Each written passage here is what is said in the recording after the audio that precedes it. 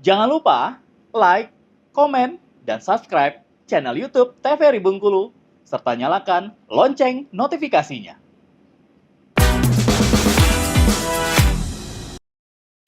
Obrolan pas di sini kita mulai kembali nih pemirsa Opini. Nah, tapi jangan lupa untuk Anda bisa follow sekarang juga sosial media TVRI Bengkulu, mulai dari Instagram kita ada, terus juga YouTube apalagi, terus juga Facebook dan TikTok juga bisa follow sekarang juga biar bisa ngeliat nih ada konten-konten menarik dan juga info-info ter up to date apa saja di TVRI Bengkulu. Nah, kita lanjut kembali untuk ngobrol-ngobrol seputar dunia keprotokolan yang ternyata mulai dari susunan bangku nih untuk pejabat-pejabat yang akan diundang atau hadir sudah tertuang dalam undang-undangnya, terus juga semua SOP-nya itu ternyata sudah ada loh, sudah ada aturannya, benar. Jadi memang nggak bisa sembarangan Mbak Rini ya. Betul. Oke, nah apabila nih misalnya terjadi hal di luar dugaan, aturan itu ada yang tidak sengaja diubah. Misalnya seperti tempat duduk. Ternyata dari misal ada pejabat yang sudah kita tempatkan dia tidak hadir, nanti bergeser, menyesuaikan cepat langsung. Berarti yang dari mewakili dilihat lagi nih, kalau dia mewakili pangkat jabatannya apa, gitu. Nanti disesuaikan kembali. Berarti cukup ribet juga pekerjaan dari iya, protokoler dan kita harus ini. paham. Kita harus protokol itu harus banyak ngerti, kayak jabatan-jabatan orang kayak gitu, karena itu berpengaruh nanti pada penempatannya. Betul, iya. Misalnya mau ngundang gubernur sama wakil gubernur nggak bisa hadir, ada yang mewakili. Nah, yang wakil ini misalnya siapa? Mewakili, kalau gubernur biasanya dia tetap ya, maksudnya kalau mewakili gubernur artinya tetap dianggap orang yang tertinggi. Gitu, misal. Kalau kepala OPD, misal kita mengundang kepala OPD di sebuah acara, dan kepala OPD-nya berhalangan, kemudian diwakilkan oleh kepala bagian atau kabak. Nah, itu mungkin akan ada perubahan untuk tempat. Gitu. Jadi memang harus segercep itu, sefleksibel iya, itu. harus cepat dicek, nih tamunya siapa yang hadir. Misalnya bupati juga, kita mengundang bupati wali kota seprovinsi Bengkulu. Nanti dicek tuh, cross-check dulu nih, bupati yang sudah confirm hadir siapa, yang hadir langsung atau diwakili oleh siapa. Nah, nanti baru cepat, satset lah kerjanya harus cepat emang. Kalau diwakili baru lihat nih, oh ternyata tempat duduknya harus di sini, karena yang wakilinya posisinya, levelnya ada di sini gitu. Geser nanti gitu. Oke, semua sudah diatur nih. Nah, kita akan masuk untuk di susunan acara nih Mbak Rini. Nah, biasanya kalau Mbak Rini pasti sudah sering nih untuk membuat rundown atau susunan acara. Nah, kalau di protokol sendiri, sebuah susunan acara itu yang memang benar-benar bisa dibilang sesuai dengan standarnya, itu yang seperti apa Mbak Rini? Terkadang kan ada yang misalnya acara formal, nyanyikan lagu Indonesia Raya dulu, habis itu doa, baru kata sambutan. Ada juga yang pembaca doanya terakhir nih. Nah, sebenarnya itu ada SOP khususnya nggak sih? Kalau untuk doa itu sebenarnya tidak ada secara aturan bakunya ya, harus di awal atau di akhir. Karena kalau dari zaman dulu itu sebenarnya doa di akhir. Mungkin karena perkembangan zaman ya, ada perubahan dari pusat, ya kita mengikuti. Misal dari kementerian ada perubahan, habitnya begini, misal sekarang doanya di awal, setelah Indonesia Raya, udah kita daerah mengikuti. Jadi acuannya juga di pusat gitu. Makanya tidak yang sebaku itu gitu. Enggak, kalau aturannya doa harus di atas atau di bawah nggak ada. Nggak kaku sebenarnya kalau untuk itu. Dan juga untuk sebenarnya untuk susunan sendiri itu juga menyesuaikan juga sih sebenarnya. Tidak ada yang ini harus wajib kudu mesti, enggak juga. Dilihat lagi juga maksudnya unsurnya tuh bagaimana. Ini bisa nggak tetap dimasukkan atau tidak dipakai di acara itu? Untuk acara ya. Misal kalau upacara nggak bisa. Upacara itu udah kaku baku. Kudu mesti wajib. Betul. Ya, karena memang harus terpenuhi unsur-unsur yang dalam upacara itu. Urutannya tuh udah seperti itu, nggak boleh kita rubah. Kemudian misal pembacaan Pancasila kita jadi duluankan gitu, nggak boleh. Karena sudah ada urutannya. Ada, betul. Jadi dari awal kan mungkin kita siapkan pasukan dulu, nggak mungkin kan kita duluankan yang lain, misal sambutan atau amanat pemimpin atau inspekturnya kan, itu sudah ada rundown tersendiri yang memang udahlah seperti itu. Berarti urutannya. Seperti setiap upacara 17 Agustus itu memang harus seperti itu, tidak bisa yang harus ini duluan naik, habis itu turun. Dan khusus 17 Agustus sama upacara apa ya, ada itu ya memang ada Andika Bayangkari. Kalau upacara lain nggak ada. Memang ada Andika Bayangkarinya. Mungkin upacara-upacara kenegaraan yang sifatnya memang kayak apa sih istilahnya ya, mungkin resmi ya, upacara kenegaraannya. Kayak 17 Agustus kan memang upacara kenegaraan kenegaraan resmi. kita kan gitu.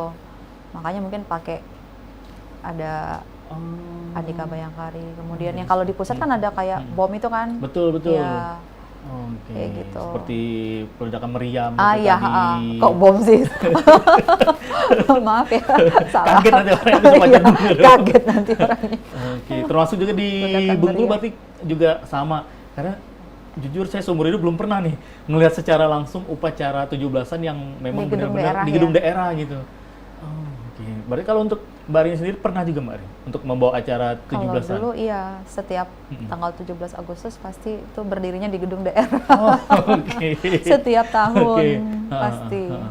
Berarti kalau untuk 17-an itu tadi, 17 Agustus tidak ada yang perlu ini ya sebenarnya dikhawatirkan karena kan dari susunan acara memang sudah seperti itu setiap Sudah tahun. seperti gitu. itu, tidak ada perubahan. Dia udah Oke. baku dan kita biasa didampingi juga dari Kowat, Oh, Korem, oke. sama dari Lanal juga. Oke. Jadi dari unsur sipilnya, protokol, kemudian nanti didampingi oleh Kowat dan dari Lanal apa sih istilahnya? Kowal ya. Kowal, betul. Iya. Nah, tapi apakah juga seperti upacara 17 Agustus? Kalau di acara-acara lain kan biasanya ada yang terhormat, gini-gini segala macam. Nah, kalau di upacara 17-an ada nggak Mbak Rin sebelum Nggak ada. mulai? Enggak. Oh, enggak ya? Ya, jadi Saya kira nanti langsung. sebelum mulai kan yang terhormat, yang kami hormati selama Karena ini sifatnya upacara. Upacara Oke. kan beda sama acara. Hmm. Jadi acara sama upacara itu berbeda. Kalau acara kita ada opening Betul. acara, yaitu tadi kayak salam, sapa, Hmm. greetingnya, openingnya seperti apa itu di acara. Tapi kalau di upacara langsung dia biasanya cuman menyiapkan barisan, nanti Oke. diambil alih oleh komandan pasukan. Ah. Kita juga ada dua kan, TUS dan TUM. TUS itu tata upacara sipil. Tata upacara sipil, Ya, oke. yang menggunakan biasanya pembina pemimpin. Oke. Itu yang di ASN yang berlaku. Kalau TUM tata upacara militer biasanya pakai inspektur komandan. Oh.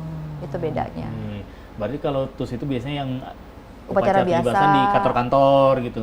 Upacara Iya, kalau biasa. kita tidak melibatkan tentara, misal, atau upacara hari otonomi daerah, misal, yang khusus oke. memang pemerintahan kan. Hari Pendidikan Nasional gitu. Iya, Oh, itu biasanya oke. kita menggunakan TUS, tata upacara sipil. Oke, berarti memang ada Beda-beda, perbedaannya. betul. Oh, oke. Nggak Ini sembarangan loh. Nggak sembarangan Iya. ternyata. Jadi nggak serta-merta setiap upacara itu ada inspektur upacara dari Iya. militernya. Betul, penggunaan, makanya harus disesuaikan penggunaan TUM dan TUS tadi kalau untuk upacara. Ini sifatnya apa? Artinya akan menggunakan apa upacara ini? Oke, Gitu. nah kalau untuk 17-an sebagai pembawa acara, berarti ada juga latihannya sama seperti teman-teman Paskibra? Pasti dong, 1 bulan gladi. sebelum gitu? Oh enggak, kalau upacara kita itu biasanya H-2. Oh, H-2. Itu kita gabung sama yang lain-lain, peserta. Oke, berarti begitu Paskibranya udah mateng nih, udah Iya, pas, mereka betul. baru di latihan Gabungan sama. gitu. Jadi udah kayak demo ya kali apa, udah gladi kotor dan gladi bersih. Oke. Gladi bersih biasanya H-2. Jadi kalau H-1 itu biasanya kita istirahat. Oke. Nyiapin fisik, segala macam supaya jangan nanti pas hari H kondisinya bagus Benar. gitu. Atau Karena suara kan kadang habis. suara betul. Udah teriak-teriak, komandannya kan juga berpengaruh. Benar. Teriak-teriak di lapangan, nanti pas hari H nggak ada suara gitu kan. Makanya hari H-1 itu istirahat semuanya.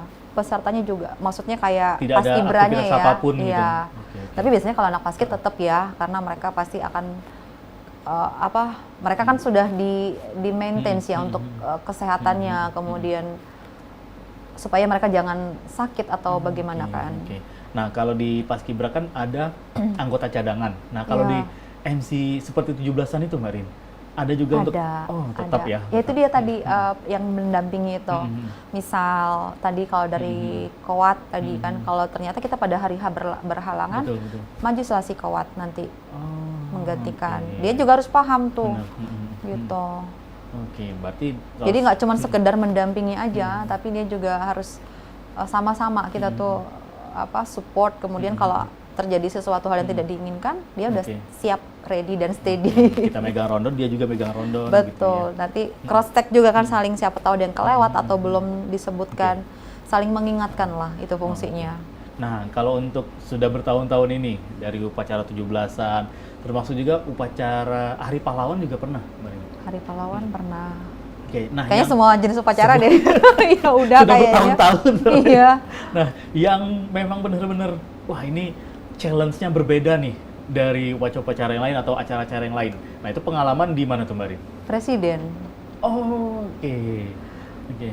Iya, yang lebih apa ya, yang berasa apa lebih pressure-nya lebih tinggi, kemudian tanggung jawab dan bebannya yang bikin mulus-mulus sekali itu Yang di saya kira presiden. itu memang ada protokol dari Istana Negara yang datang ke daerah, dia membawa acaranya gitu. Iya, saya pikir juga dulu seperti itu. Ternyata pada saat kemarin ya mungkin dipercayakan ya Mas Iba ya.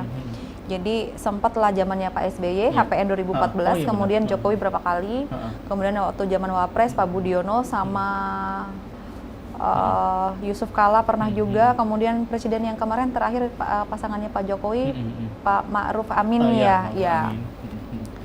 Itu sempat berapa kali mandu kegiatannya beliau. Oke, berarti dari ribuan ya, bisa dibilang ribuan berarti. Sampai waktu itu ingat saya waktu HPN 2014 itu kan gubernur se-Indonesia kan datang semua. Jadi sampai kata Pak Alex Nurdin itu, Mbaknya orang Bengkulu? Iya Pak, saya orang Bengkulu. Oh bukan dibawa Pak SBY dari Jakarta ya, dia pikir ada orang dari kementerian kali ya, atau dari sekretariat negara kali, dipikir nggak nyangka gitu ada orang Bengkulu yang mungkin bisa dipercaya atau karena jarang banget ya. Betul. Biasanya kan Pak SBY juga tuh pasti bawa protokol sendiri. Iya, dari kan. Sesneknya kan pasti sudah menyiapkan nih ada protokol khususnya. Iya, sebenarnya memang pada saat HPN itu harusnya Mbak Tiadiran. Karena beliau berhalangan pesawat, kendalanya akhirnya kita tuh persiapan untuk cadangan. Saya tuh cadangan awalnya.